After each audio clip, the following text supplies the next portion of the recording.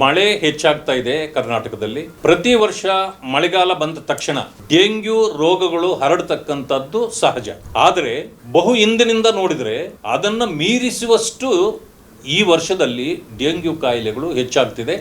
ಅನೇಕ ಜನರು ಆಸ್ಪತ್ರೆಗಳಲ್ಲಿ ಚಿಕಿತ್ಸೆ ಪಡೆಯುತ್ತಿದ್ದಾರೆ. ಅನೇಕರು ಪ್ರಾಣ ತ್ಯಾಗವನ್ನು ಮಾಡ್ತಕ್ಕಂಥ ಪರಿಸ್ಥಿತಿ ರಾಜ್ಯದಲ್ಲಿ ಉದ್ಭವ ಆಗಿದೆ. ಆದರೆ ಆಡಳಿತ ಮಾಡತಕ್ಕಂಥ ಸರ್ಕಾರ ಮಳೆಗಾಲ ಬರ್ತಿದೆ ಅಂತ ಅಂದ ತಕ್ಷಣ ಮೊದಲೇ ಕಾರ್ಯೋನ್ಮುಖರಾಗಬೇಕು.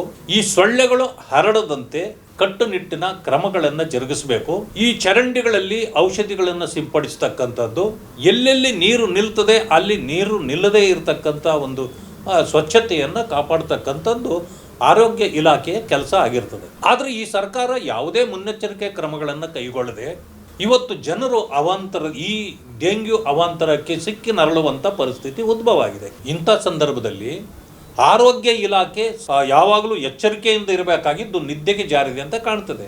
ಆರೋಗ್ಯ ಸಚಿವರು ಅದರ ಬಗ್ಗೆ ತಲೆ ಕೆಡಿಸ್ಕೊಳ್ಳದೆ ಎಲ್ಲೋ ಮೈಸೂರಿನಲ್ಲಿ ಈಜುಕೊಳದಲ್ಲಿ ಈಜೋದು, ಅಲ್ಲೇನು ಸೊಳ್ಳೆಗಳಿಡಿದ್ರ ಈಜುಕೊಳದಲ್ಲಿ ಹೋಗಿ ಅಂದರೆ ಇವರಿಗೆ ಏನು ಮುಂಜಾಗ್ರತಾ ಕ್ರಮಗಳನ್ನು ತೆಗೆದುಕೊಳ್ಬೇಕು ಅನ್ನೋದು ಇದನ್ನು ಮಾಡದೆ ಇವರು ಕಾಲಹರಣ ಮಾಡ್ತಿದ್ದಾರೆ. ಮಾನ್ಯ ಮುಖ್ಯಮಂತ್ರಿಗಳಾಗಲಿ ಅಥವಾ ಆರೋಗ್ಯ ಸಚಿವರಾಗಲಿ ಇದರ ಬಗ್ಗೆ ಕಾಳಜಿ ತೋರಿಸ್ತಾ ಇಲ್ಲ.